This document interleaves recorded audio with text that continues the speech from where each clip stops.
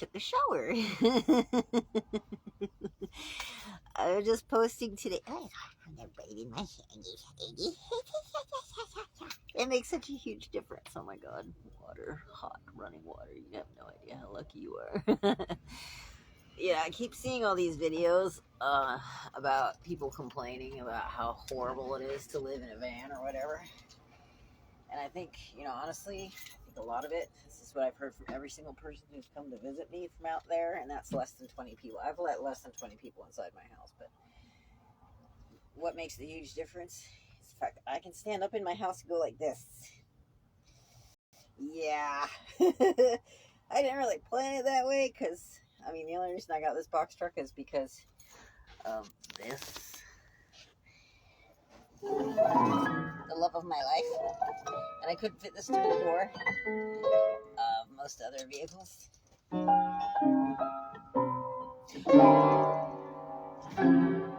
So, that's why I got the box truck. Because before I put this wall in, I moved the piano in first, and then I put the wall in. And this whole thing's built out of garbage, basically. $1,300 truck cost. And the rebuild. 1,300. Or no, 13,000, sorry. Because when I first started looking into, leaving the whole landlord scenario, landlord, crazy roommates, fucking messing up my vibes and shit. And then I discovered that, all these people are building these tiny houses for like $100,000 or whatever. And I'm gonna go put it on this plot of land I just happen to have over here and wherever. And I was like, dude, all that was just out of the picture for me. So when I found this truck, I was like, I just knew it. $5,000. I just knew it. Best $5,000 I ever spent. Yeah. Engine's amazing. It's like a fucking tank. Somebody told me, actually, one of the mechanics I first met told me that if, you treat a diesel engine right, she'll run for 600,000 miles. And I just went, oh, because she's already at 300, and she's still just, she's a dream. She's a dream. But, I pay a lot of attention to her. When she makes noises, I respond. I make sure her belly is always half full, at least a quarter full to half full, because if you let your diesel tank run too low, the diesel nowadays has all these weird additives or whatever in it that make your fuel tank rust out, which is why I was having so many issues with my fuel injectors and fuel filters last year. So anyway, yeah, you can stand up in here, see? You can stand up in here. I can do my exercise. I can do yoga inside my house truck when I feel like doing it, which really should be more often, But yeah, no, that makes a huge difference. That and having solar power is probably why I still have this look on my face after 7 years of living in a truck. And sometimes when I get a little bit, if I have a leak in the roof and it's raining and I'm cold or whatever, I also have a stove that's sitting right underneath you for wood burning. So when I'm outside of California, I can have a fire, which is always wonderful. But so if I got a little bit about it sometimes, I would start to go online and look at shit, and then inevitably just there's that somebody, this is what you're allowed to do. And now that I have Sadie and she's more than a Chihuahua, it's a lot harder to find places that'll let you have dogs that are 40-pound dogs, especially if they look like pit bulls, because people are all freaked out by that, even though she's the best dog in the whole fucking world. So there's a huge, influx of people that are now thinking about this, of course, now, because of, everybody getting evicted and everything. And that's my recommendation. Standing up in your house makes a huge difference, being able to stand up in your house. Okay? So, I actually have to leave California at this point because of non-compliance. So, I either have to change out my engine into, as soon as I have $10,000, I am gonna have an electric engine, because I'm totally into that idea. In fact, I was into the idea of having an engine that would power itself. But never mind. I'm not gonna go. uh, engines, you know. Also, for solar power, I also have this bike right here. This is a little exercise bike, but it's also connected to a what is that? A diode, you know, that'll power my solar panels if I'm ever in a place where I have no sun whatsoever. The panels do move around a lot, so there's a lot of higgledy jiggling. So you gotta kind of get over the sphincter sinking feeling of dealing with electricity when you got a power bank. So, you know, you have to get over that part. But, you know, your power is from the sun, you know, and it's fucking amazing. That's my bathtub. Right there is my bathtub. It's just a restaurant sink with a little hole that goes onto the ground. Don't tell on me. So yeah, you know, I highly recommend it. But I keep seeing all these fucking posts of people like complaining about it, like it was the worst year of my life, and I'm like, oh, I'm sad for you. But maybe, you know, I guess you kind of have to be in the right place for it. You kind of have to be like ready to let go of society's rules in general, because then society is going to start stink eyeing you a lot. And on some level, you have to deal with being Karen, yes.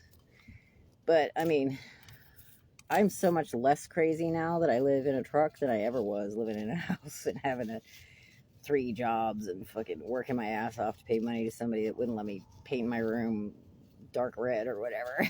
You know, like, and having, you know, and everybody's like, oh, everybody that's homeless is a fucking drug addict. I was living with plenty of drug addicts. I lived with a shitload of drug addicts.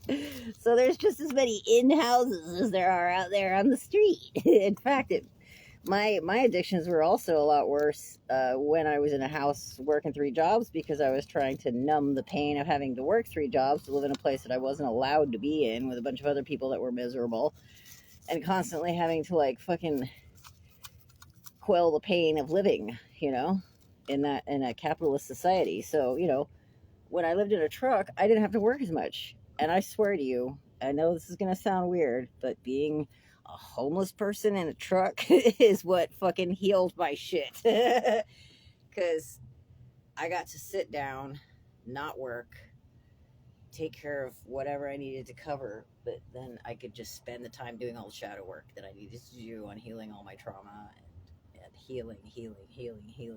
Like, I have done so much healing inside this 100 square foot space with that. It's worth so much more than a house, like a solid, stable,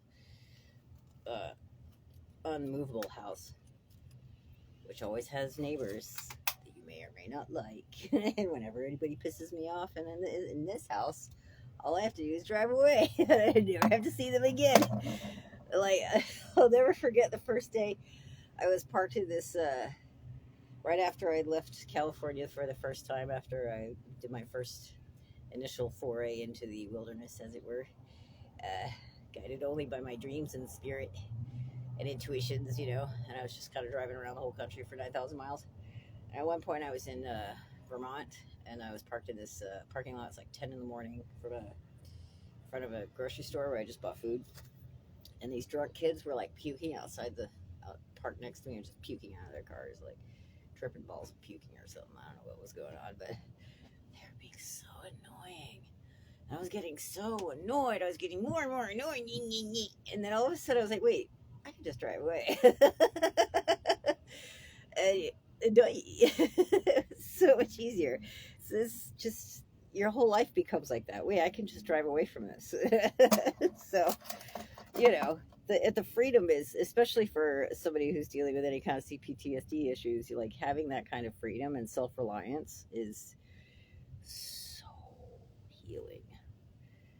Because you learn how to trust yourself, you know, you learn how to trust your own navigation system, you learn how to trust, you know, that you will be able to take care of your shit when you need to take care of your shit. Because I love this house truck more than I've loved. I mean, I thought I loved my previous room, that I really did love that room. it was my sanctuary, but it was a sanctuary surrounded by hell. You know what I mean? That was not able to go anywhere. So this thing is like my sanctuary, but I can, we can go anywhere. And it's like a love that only compares to when I met Sadie and my piano. Because before Sadie, the only things I ever felt that kind of unconditional, crazy amounts of love for were my pianos and my bicycles and my toys, as a kid, or sometimes the cats I'd rescue when I was growing up.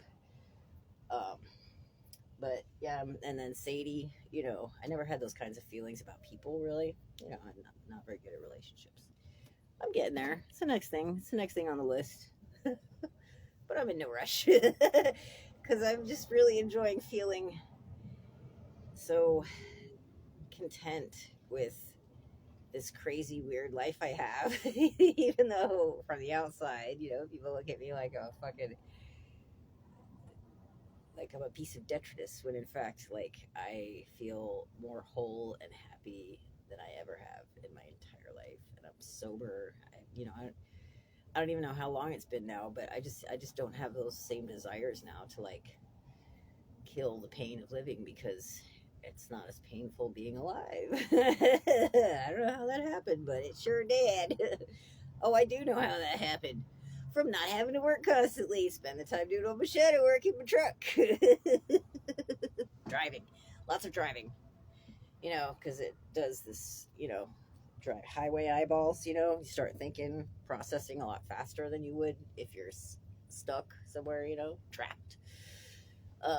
So, but there's been a lot of people who are like, oh, it's awful because you're always surrounded by weirdos and people knocking on your door and freaking out. And a lot of that has to do with, which I've discovered recently, whenever I'm in those situations where someone's next to me who's super creepy and I'm getting all freaked out by it or whatever, like even too scared to go outside, go around to the front to drive away, because I've had that happen a couple times.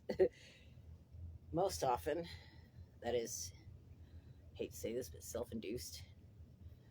Because if it's that easy for you to go over into that, oh my god, they're going to kill me, then you really need to look at how much of your life has been spent in that, oh my god, they're going to kill me feeling. That feeling is resonating so highly in your everyday life of, oh my god, somebody's about to kill me. Like that feeling is so a part of your entire energetic sphere that you're magnetizing your little truck and bringing that shit to you. Just like when you own a gun, you're 90% more likely to die from a bullet. That's why I don't know. Well, I have, some weapons or whatever, but just, you're magnetizing your environment. I burn sage every day too. That helps a lot. Kind of dispel any sort of those weird, because I know what it's like. Sometimes you go on, start spiraling, and it just clutching your handbag, So that's all that is. It's just gotta pay attention to what kind of energetic magnet you're sticking out there. Okay, a witchy woo for you. Hey, look where I am. Because I am such a creature of habit, even though I do drive around all over the place, here I am parked in the exact same spot where I did that remote healing, crossing over releasing ritual for Wade. How about that? Oh, there goes a little groundhog. It's getting hot. Sun's up. Uh-oh, time to go. Yeah. Okay, so that's all I wanted to say. Really.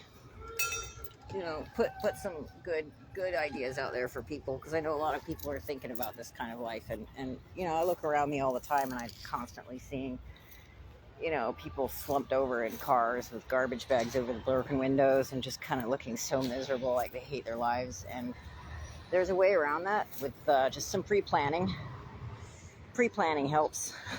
Pre-planning and thinking ahead, really. If you know you're gonna have to leave where you are, downsizing is important. What do you really need? What do you really need? What I really need is Sadie. And my witchy woo happy house. And also to be happy to see that these prices over here are falling down on the biofuel is less than $6 a gallon here. Oh my god! So that means we made it here on like half the amount of money it cost me to drive here last time. It's crazy. Or maybe even less because I didn't end up going on a weird detour. Accidentally. Just went straight. And I just stayed at 55, you know, nice and calm.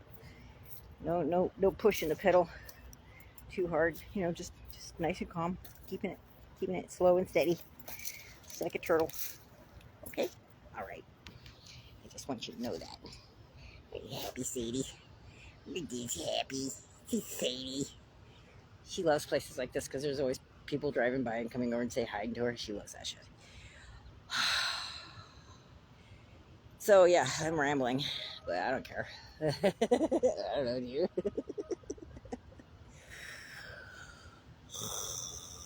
There were so many birds in these trees last night that they were like screaming loud.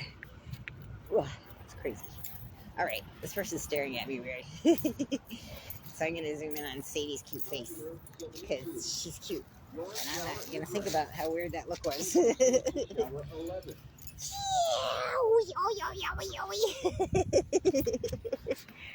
Because that's another thing I learned about people giving you stink eye. When I was traveling on the tube in London back about 10 years ago, there was this woman who was glaring at me like she wanted to fucking murder me, and it was really freaking me out. Like, and I was getting angrier and angrier. I was like, why does she keep staring at me like she wants to fucking kill me? Dude, this is so weird. What the fuck does that woman want? Why is she looking at me like that? And it just got angrier and angrier and angrier, to the point where I started moving to the other side of the train tube so that she wouldn't be able to look at me. And then at the very end, we were on the very end of the line because I was going towards Heathrow. And she gets out the same spot I do with her luggage and bumps right up into me. And I was about to like fight her. I was like, what the fuck you want? And all of a sudden she just goes, where are you from? You look really interesting. And I was like, oh, that stink eye was actually an approving look that my cognitive CPTSD warped into stink eye. Boop, boop, boop, boop, boop, boop, boop, boop.